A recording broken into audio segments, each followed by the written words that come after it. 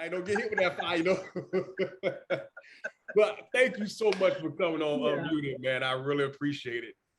Woo. I'm honored to be here. Yeah. I had to bring you on because you got a lot to say, and I'm ready to get into it. I'm ready to get into it. All right. We'll see if the people like what I have to say or not. I don't know, but we'll find out. We're going to see. We're going to see. So let's get into this thing. All right. So were you born and raised in Tampa, Florida? I was born and raised in Clearwater, Florida. In Clearwater. Okay. All right. So growing up in a home, were you guys like a churchy family? Or did you see love and all the good stuff in the home? Oh, well, my story is a little different, right? I am the product of a pastor and his mistress. So that kind of, shed some light on why, I've gone through some things in relationship and why I have a lot to say about relationship and the church in relationship as well, so my story is a little different. And I saw love, but I saw love from a perverted view. Oh, right? Wow. Okay. Because of how I was conceived. So up until my dad died, up until, the age of 10, I knew who my father was. I saw my father very often, almost, I would say almost every day, just like every other child sees their father that's in the home.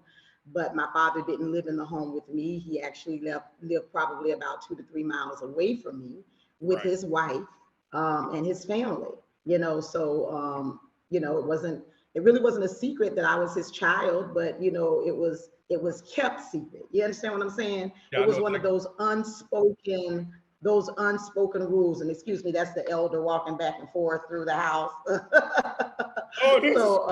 That's great.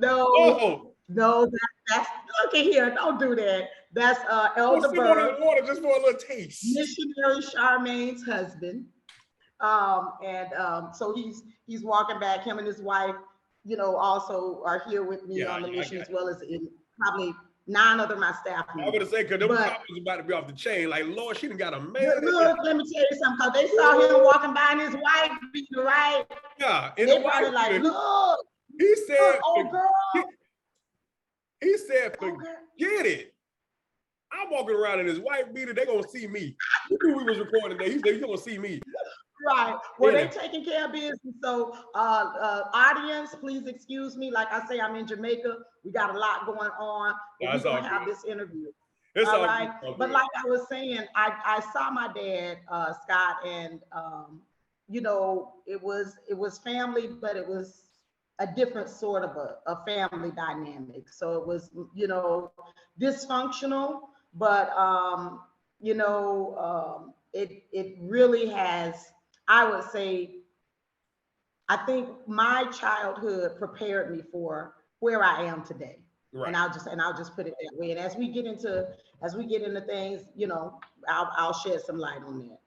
Okay. So you just kind of said some things that was kind of personal. You said that you was the product of a pastor and the mistress. That type of stuff goes on in church. Yeah.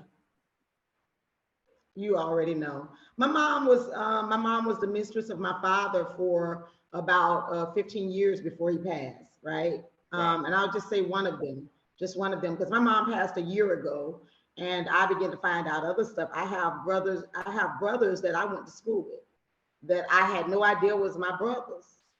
And thank God I was never involved with any of my brothers, because it could have been, yeah. So a lot of stuff comes. Let me tell you something. This church stuff and life itself, and I can only speak for the African American community, and being a therapist as well, understanding that there's a lot of things that we have really covered up, especially in the African American homes, to where the family dysfunction, the relational dysfunction, is really deep. It's a really deep dynamic, and it actually goes into the church environment, because the people, in the community are, indoctrinated and a part of the church. Right. Right. So Right. we come into the church with all our dysfunctions, right? Absolutely We come right. into the church and we thinking God gonna change things, and we're thinking that we're gonna get saved, we're gonna get delivered, we're not gonna face these issues, these relational dynamics. But if we really tell the truth, we come into the church with our own set of dynamics, whether we've had two-parent households or not. There may be some dysfunction and some toxic behavior in those homes that have not addressed or have not been addressed. Look at him. Look at him. And There you go again. There you go again. Not and it, hey, he bringing more does something men. to He bringing more men. He brought more men and a woman while we record. Anyway, I ain't mean to cut you. I just saw more people coming inside of the house. Anyway. Oh, I'm so sorry. No, you good. I am so sorry. No, it's all good. We just play. But Okay. I want to ask you this though, because fathers are important in the girl's life. Yes. I'm the father of two beautiful daughters, and I'm in their life like crazy. So you say he was like 2 to 3 miles away from you, and he knew he had a daughter. So was he in your life, and what type of role did he play in your life? Oh, he was in my life, and in my home, he played father. In the church, he was Rev, right? Right. So in my home, I knew him as my daddy, but in the church, I knew him as Rev. I knew that he was the pastor of the church. It was a real different dynamic. Yeah, because I tell you this, when I grew up apostolic Pentecostal, and I went to school with a lot of kids, right? Boys, we played music, drummers in the church, this, that, and the other. And some would say who their father was. I'm like, wait a minute. And that's your daddy too. Wait a minute. Yeah. So as I got older, because we grew up in a strict household, I was in the home with a father and mother. I'm the last out of 7 kids, and everybody came from the same person, right? So right. I'm sorry, I'm trying to change around so we don't get all that. Oh, you good, it's all good. So I saw one household. I didn't see everything else. So when I saw my dad's friends, some of them, other, I'm like, wait a minute. So so that's your daddy, and he your daddy. How? I didn't know. Yeah, it's dumbfounding, and it's dumbfounding because my dynamic was like this. What I find out about people, Scott, and I found this out through how things happen with me, because I knew my siblings. I knew my siblings that lived in my father's house. I was at the parsonage probably every other weekend. So I had a great relationship with my sisters, and I had an adopted brother as well that my dad and his wife adopted. So I had a great dynamic with my family. I knew my family, and I knew that they were my sisters and brothers. We never really discussed it. It looked like, okay, well, those are my playmates, and I'm there every weekend. Can I get some? Excuse me. I'm there. I'm there every weekend. No, so I know we can edit all that these are my family. Right. I know that these are my family members. I'm there every weekend. But look, when my father dies, he had cancer. So he dies, I'm 10 years old. Do you know that whole dynamic changed? Because he finally says, okay, this is my child. Okay. At what age? And I was 10 at the age he died. Wow.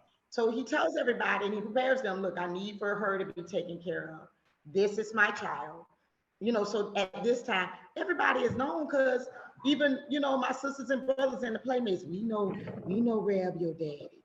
We know who your daddy is. What's your dad's name? So they will always, kind of like torture me with that. Right. I wouldn't say anything because I knew that this was not supposed to be something that was public. Right. So, the other kids coming to me saying this to me, I wouldn't say anything. I would not answer those questions. I would not say anything, right? But what I find out about people, when it becomes truth and is exposed to the light, then it becomes a problem. So now that everybody knows that this is truth and it's an aha moment, my whole life changes, because now I'm estranged from my family. Because when they know that this is really our sister and our sibling, it's awkward for them to continue to bond with me. So here I am, my father's died.